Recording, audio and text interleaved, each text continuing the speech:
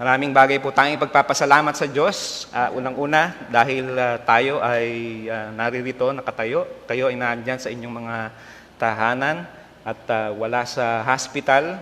At yung iba naman na mayroong karamdaman, nasa banig ng karamdaman at nasa hospital o saan mang lugar na mayroong dinaramdam sa katawan, ang Panginoon ang nagbibigay ng pagpapala, bibigay ng kagalingan. At napakarami pang bagay na tinatanggap tayo mula sa Diyos. At kaya nga tamang-tama yung kanta kanina na Thank You Lord, no? Na ni Don Moen. Sa lahat ng mga pagpapala ng Panginoon sa atin, ay tayo naman ay nagpapasalamat at patuloy nating kinikilala, niluluwalhati ang ating Panginoon dahil sa Kanyang kabutihan. Salamat, Panginoon, sa inyong kabutihan sa amin. Tayo po ay manalangin. Aming Panginoon, marami pong salamat sa inyo sa buhay na taglay, sa kagalingan, pag kami ay sumasapit sa karamdaman. Salamat sa biyaya ninyong patuloy, bibigay sa amin ng kalakasan, ng buhay upang magpatuloy sa mundong ito. Dalangin namin ang buhay namin na ito na inyong pinapagaling sa karamdaman, ang buhay namin na ito na inyong sinusustain, Panginoon, upang magpatuloy ay gamitin po ninyo sa iba't ibang paraan para sa inyong kaluwalhatian. Purihin ka aming Diyos at patuloy nga na hinihingi namin sa inyo ang inyong makapangyarihang pagkilos sa aming mga buhay, ang inyong pagpapala, ang inyong pagpapagaling, patuloy na pangunguna sa aming mga buhay. Sa pangalan ni Jesucristo, ito po ang aming dalangin. Amen. Sa lahat po ng mga nilikha ng ating Panginoon, tayo ang sinasabi na crowning glory ng Kanyang nilikha. Bakit nga ba hindi tayo ang crowning glory ng creation ng Panginoon? Tayo lamang sa lahat ng Kanyang nilikha, ang nilikha sa Kanyang wangis. We are God's image bearers. At makaaasa tayo na yung pinakamabuti ang gusto ng Diyos para sa atin. Kaya kung mayroon tayong hihingan ng payo, kung may mga prinsipyo tayong matututunan, kung may katotohanan tayong dapat tandaan, alalahanin, ito ay mga katotohanan dapat na nagmumula sa ating Panginoon. At kung sino man, sapagkat siya nga ang may hawak ng ating buhay, siya ang simula, siya ang wakas. In other words, talagang ang Diyos ay alam lahat. He is a wise God who knows the beginning and the end. And therefore, alam niya talaga kung ano yung pinakamabuti para sa bawat isa sa atin. He is the great I am who said, I am the bread of life. He said, I am the light of the world. At pumasok lang naman ang problema sa mundo, ang unang tao ay sumuway doon sa paggabay, sumuway doon sa utos, sumuway sa kalooban ng Diyos. And sin marred God's creation, and that started the process of death and decay.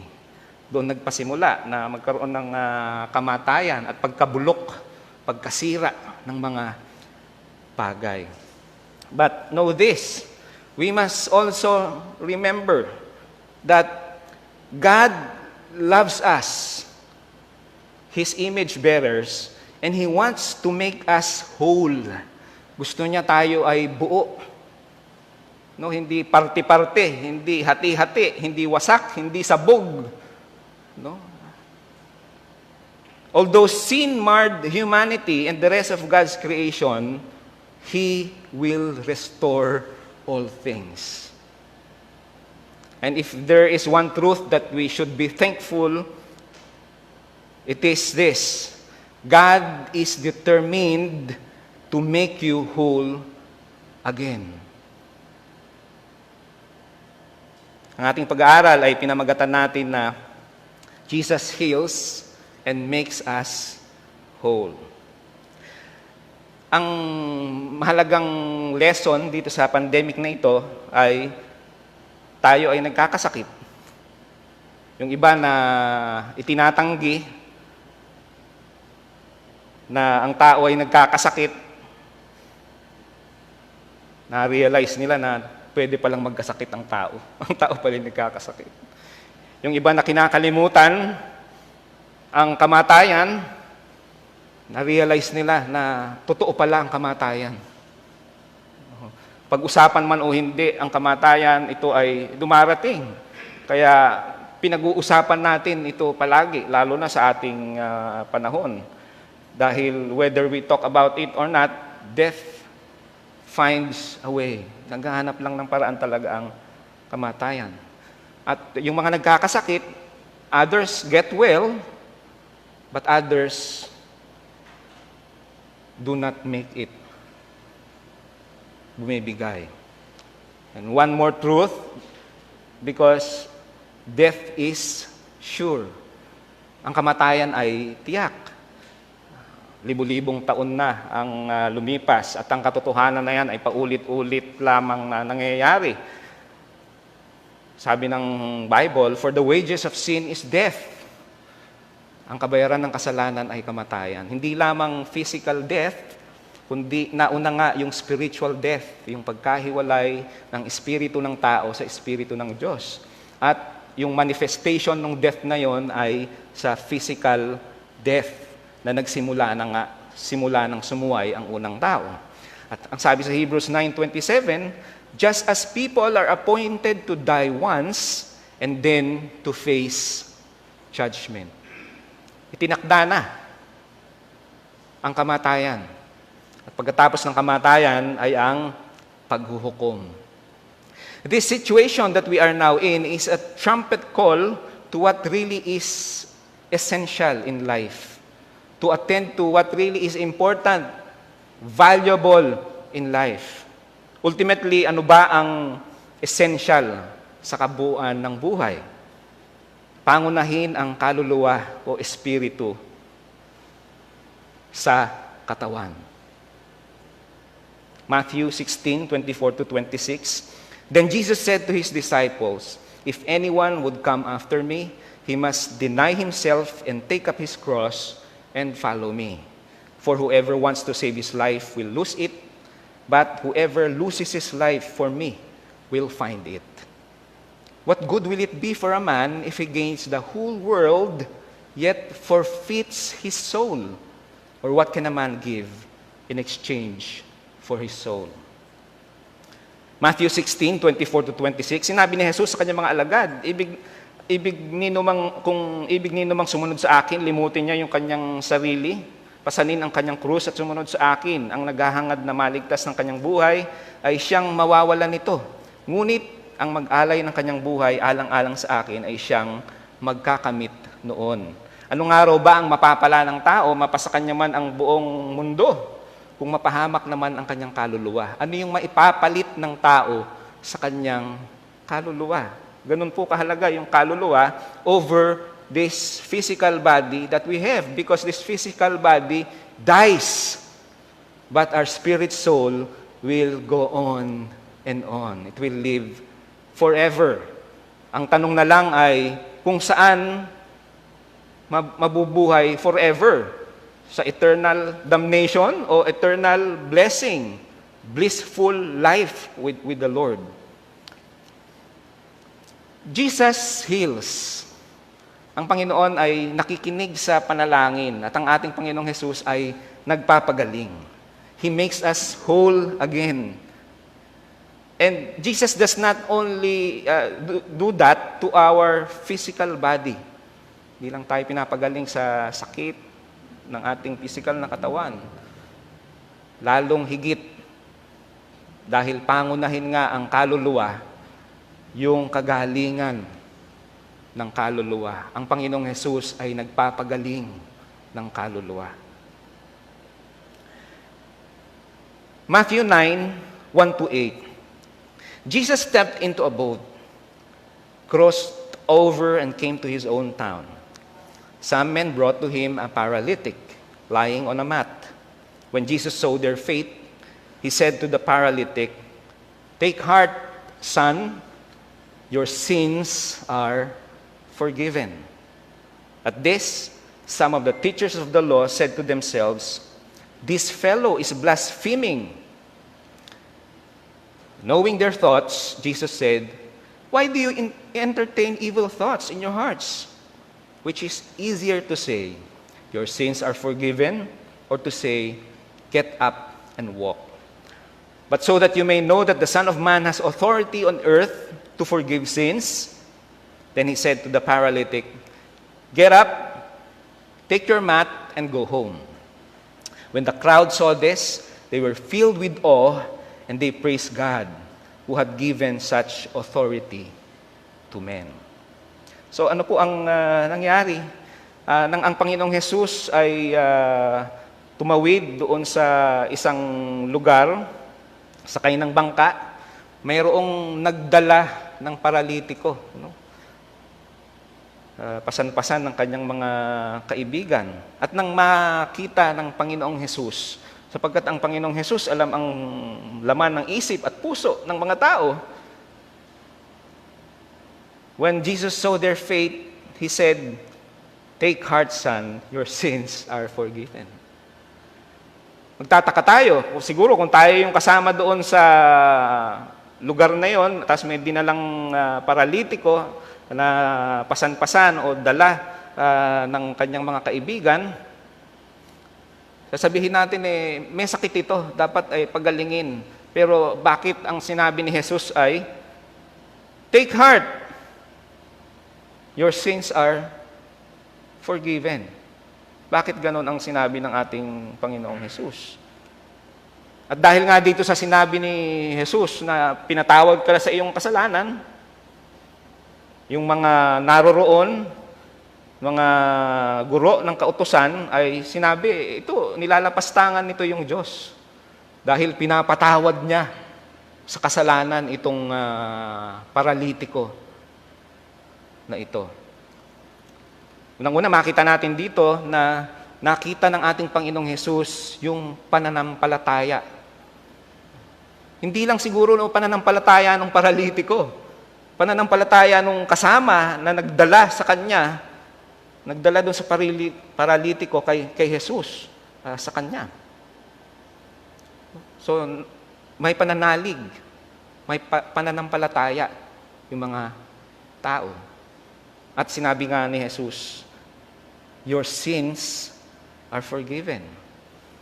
At nung sinabi ng Panginoong Jesus, malinaw na malinaw doon sa mga teachers of the law, na ang pwede lang magpatawad ng kasalanan ng tao ay ang Diyos. Siguro, inaral nila talaga ito bilang mga guro ng kautusan. Aral na aral sila at alam na alam nila na ang pagpapatawad ng kasalanan ay Diyos lamang ang mayroong kakayahan. And again, we see here na isang pangyayari na naman sa buhay ng ating Panginoong Hesukristo na nagpatawad ng kasalanan na tanging Diyos lang ang dapat gumagawa, another claim to the character or attribute or characteristic of a deity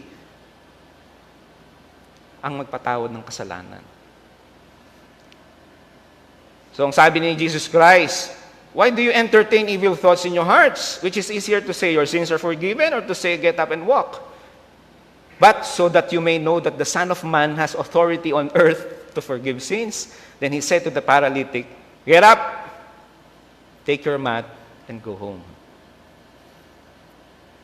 So nakita natin dito, yung isang mayroong kapansanan, no, yung paralitiko nga, mayroong kalagayan sa kanyang katawan, ay hindi lamang binuo uli, pinagaling ng Panginoong Hesukristo, hindi lamang yung kanyang physical na katawan, kung hindi yung kanyang kaluluwa pa, siya ay pinatawad sa kanyang kasalanan. Yung ginawang pagpapagaling na ito ni Jesus, physical and spiritual, ay bahagi ng plano ng Diyos na pagliligtas. Nagsimula ng ipahayag sa pamamagitan ng hula noong matatandang mga tao noong unang panahon sa Isaiah 53:3-7 tungkol kay Jesus, ang hula tungkol kay Jesus. He was despised and rejected by men, a man of sorrows and familiar with suffering, like one from whom men hide their faces. He was despised, and we esteemed him not. Surely, he took our infirmities and carried our sorrows, yet we considered him stricken by God, smitten by him, and afflicted. Verse 5, but he was pierced for our transgressions. He was crushed for our iniquities. The punishment that brought us peace was upon him, and by his wounds we are healed. Sa pamamagitan ng sugat na kanyang tinamo, tayo ay gumaling.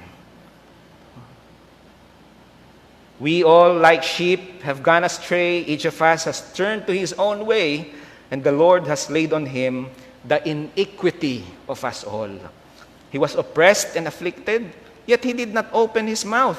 He was led like a lamb to the slaughter, and as a sheep before her shearers is silent, so he did not open his mouth. Napakagandang paglalarawan sa ating Panginoong Hesukristo nung siya ay pinahihirapan. Yung kasalanan ng sangkatauhan ay sa kanya siningil. Yung bawat latay, bawat sugat ng hagupit.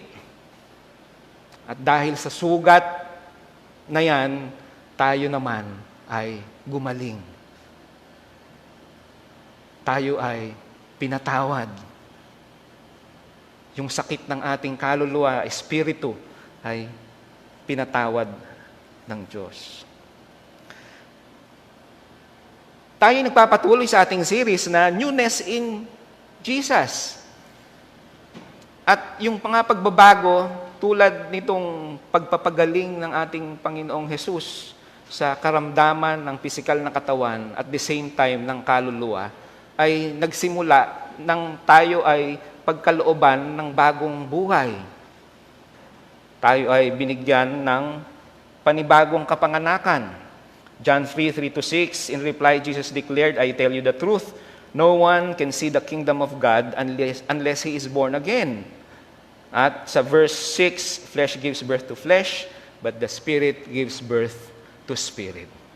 Pinanganak sa laman ay laman, ang pinanganak sa espiritu ay espiritu. Kaya nga nagkakaroon ng karamdaman yung laman, yung physical body. Ganon din, ang kaluluwa ng tao ay hindi nagiging maayos ang kalagayan sa harapan ng Panginoon. Kaya ang gusto ng Diyos sa atin ay tayo ay muling mabuo yung ating buhay.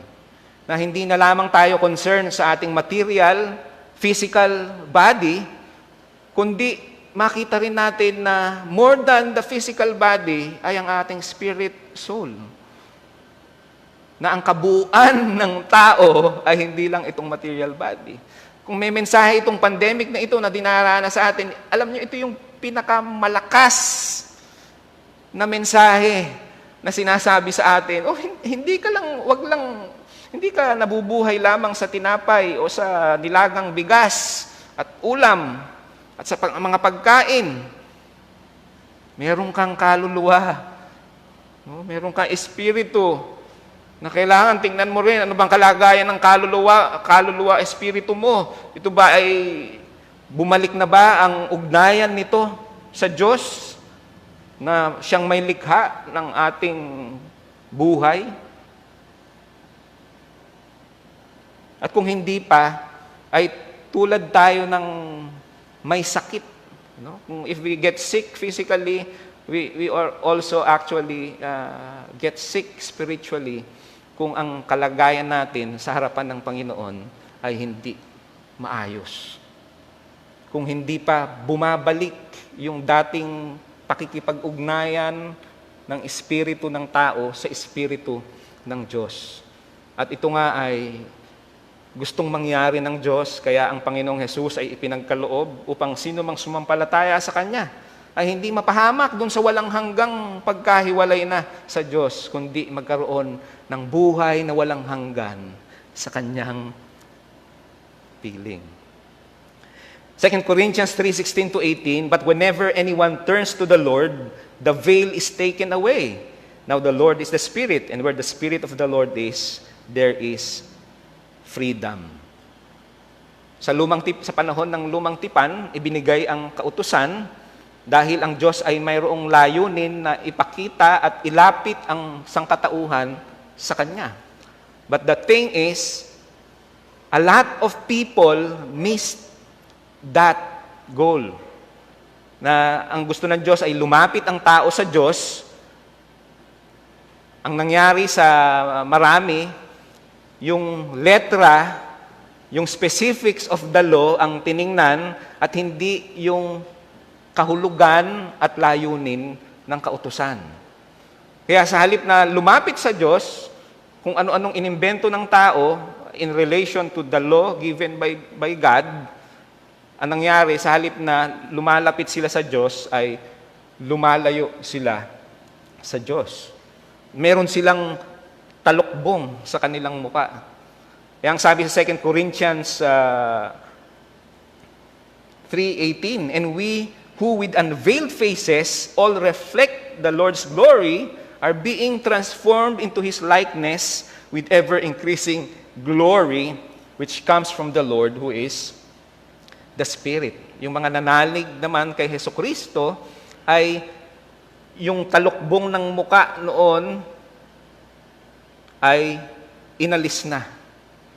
Sapagkat nakita natin kay Jesus yung pagliligtas ng Diyos, yung kagustuhan ng Diyos na tayo ay buuin ulit, na tayo ay pagalingin sa ating mga sakit. Kaya, sabi sa 2 Corinthians 5:17 to 21, if anyone is in Christ, he is a new creation. Yung dating wasak, sira, na buhay, ay binago ng Panginoon. Isa ng bagong nilalang. Wala na yung lumang pagkatao, siya ay bago na. All this is from God who reconciled us to Himself through Christ and gave us the ministry of reconciliation. Ginawa ng ating Panginoon na tayo ay buuin at nung tayo ay nabuo na, dahil yung espiritu natin ay muling nagkaroon ng kaugnayan sa buhay na Diyos na siyang manlilikha natin, tayo naman ay gagamitin ng Diyos para ang ibang tao rin naman ay mag-reconcile din sa Diyos. Magkaroon ng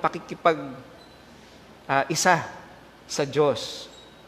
Pagsasama muli ng tao at ng Diyos. Yun ang ating ministeryo naman.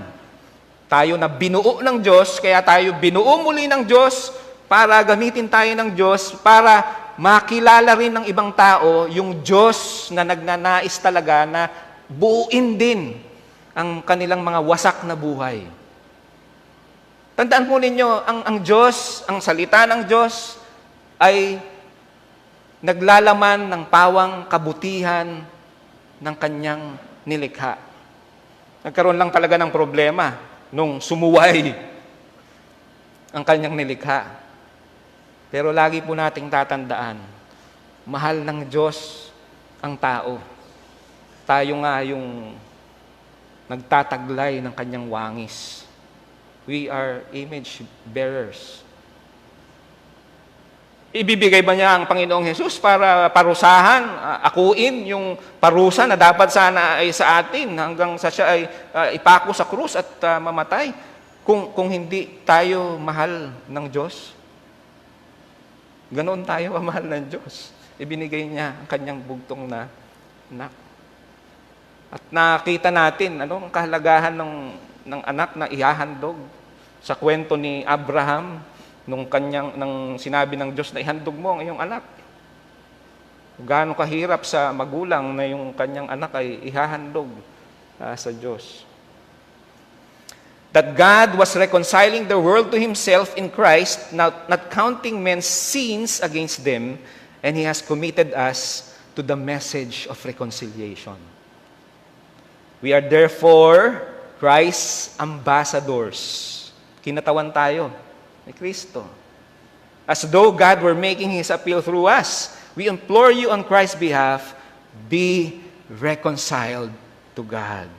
So yung mga tao naman na binuo na ng Diyos at buo na ang buhay, dahil muling binigyan ng buhay ng Diyos, bagong nilalang na, tayo naman ay may ministeryo na gagawin, ang ipagkasundo naman ang ibang tao muli sa Diyos. Tayo ay mga kinatawan, ambassador. Diba, yung Pilipinas, may mga ambassador sa iba't ibang mga bansa. At itong mga ambassadors na ito ay kinatawan ng bayang Pilipinas sa ibang bansa. At kung sinasabing tayo ay ambassador ni Jesus Christ, tayo ay kinatawan ni Jesus Christ. Kaya pag sinasabi natin sa ibang tao, makipagkasundo kayo sa Diyos, it is like the Lord is the one telling this person na siya ay makipagkasundo sa Diyos. God made Him who had no sin to be sin for us, so that in Him we might become the righteousness of God. Binayaran na ni Jesus, itinuring na siyang kasalanan, kaya nga pinako sa krus, lahat ng kasalanan itinambak sa Kanya, at siningil sa Kanya lahat ng kasalanan, kaya ganun katindi ang Kanyang pinagdaan ng hirap, para hindi na tayo singilin. Para yung mananalig sa ginawa niyang iyon, na transaksyon, na pag-ako doon sa parusa ng ating kasalanan, ay hindi na mangyari sa sino man na mananalig sa Kanya, sasampalataya sa Kanya. Pag sinabi nating pananalig, hindi lang ito head knowledge na ginawa niya yon para sa tao, kung hindi alam natin, kinikilala natin na ginawa ng Panginoong Hesus iyon dahil tayo ay unang-una makasalanan at ang kabayaran ng kasalanan ay kamatayan. Inako niya lahat iyon, yung kamatayan. And therefore, hindi na nga tayo sisingilin ng Diyos. Itinambak na sa Kanya, siningil na sa Kanya lahat ng kasalanan. At ang ibinihis naman sa atin ay yung katwiran ng ating Panginoong Hesus. Yung righteousness ng Panginoong Hesus. Kaya pag tiningnan tayo ng God the Father, ang nakikita sa atin hindi na yung kasalanan natin. Tayo na nanalig kay Hesus, hindi na yung kasalanan natin. Ang nakikita na ay yung katwiran ni Jesus Christ, yung righteousness ng ating Panginoong Jesucristo. Imagine that. Let that truth sink in.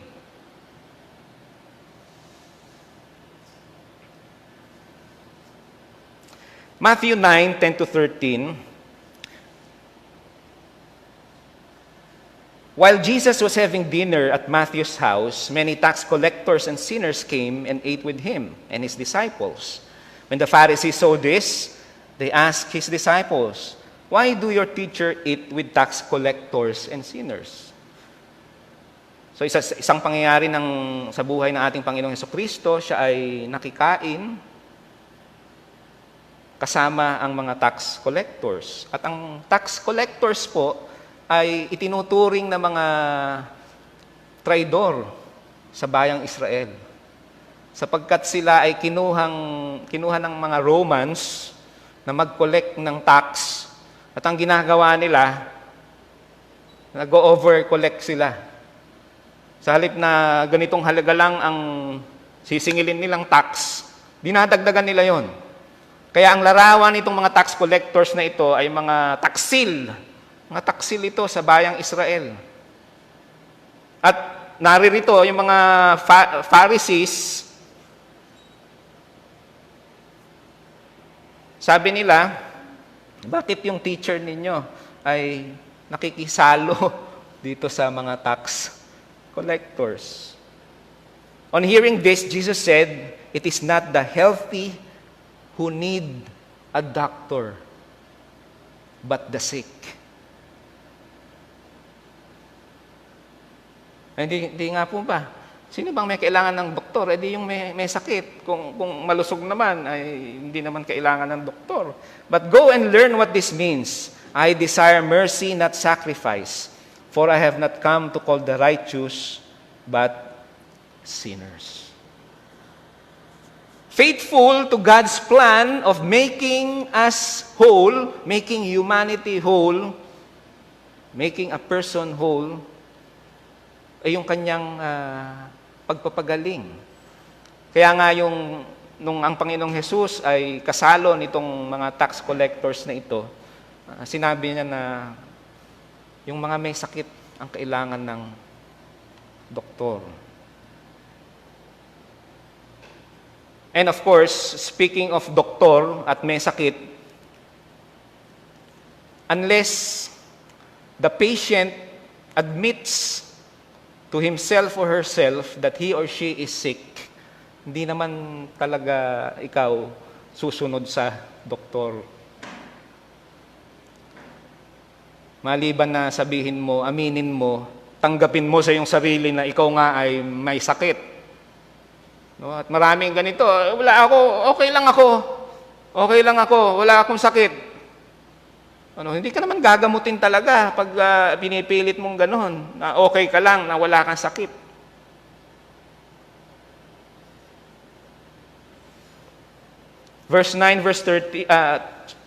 Chapter 9, verse 13 ng Matthew, ang sabi ni Jesus Christ, go and learn what this means.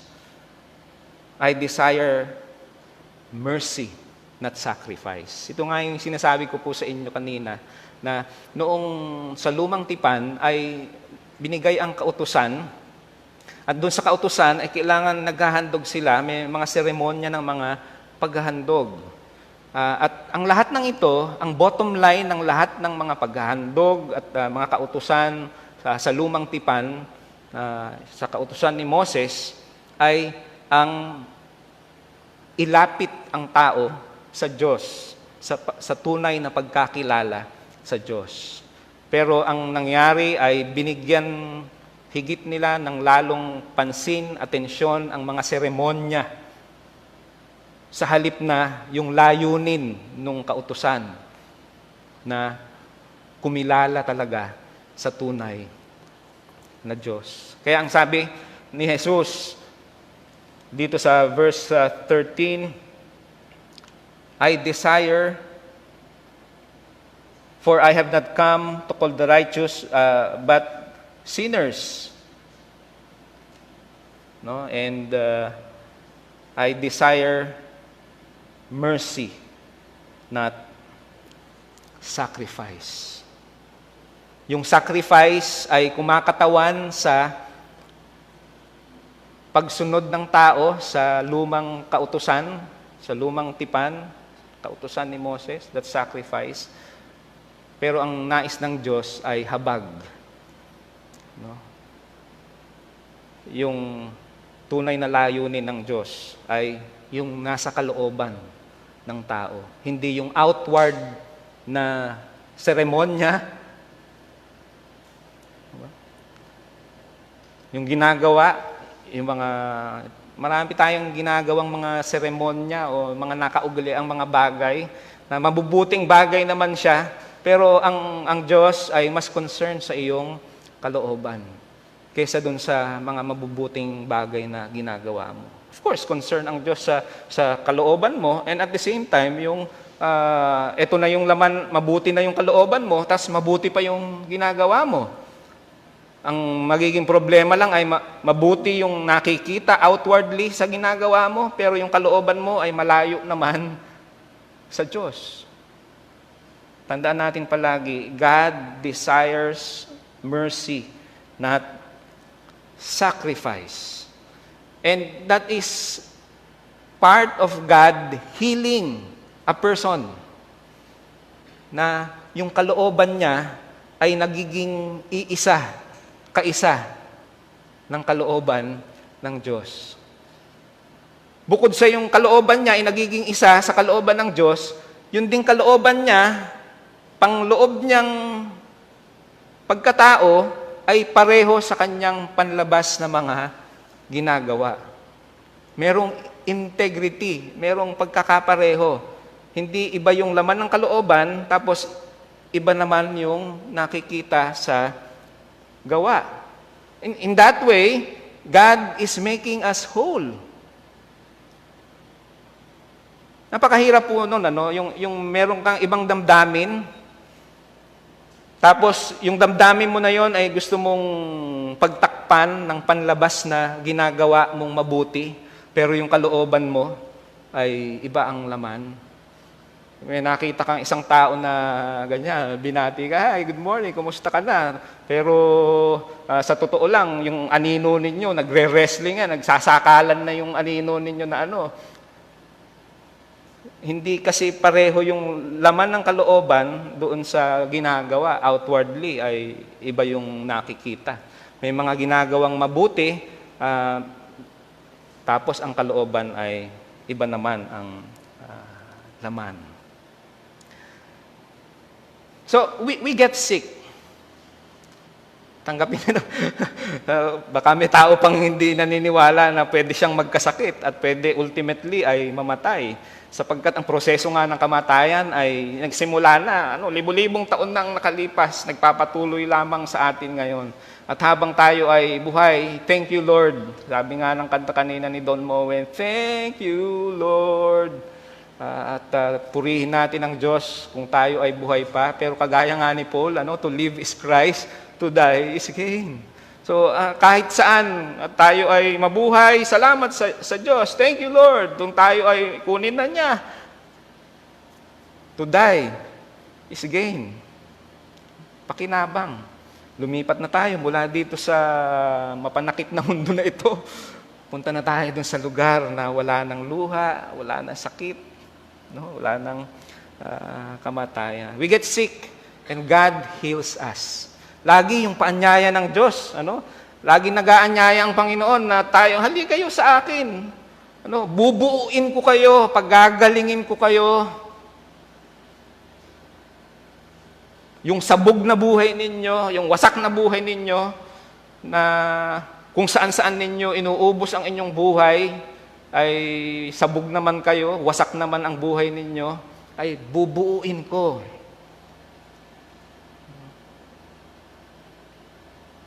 And we are all diagnosed by God in His Word to be spiritually sick, separated from God because all have sinned against God.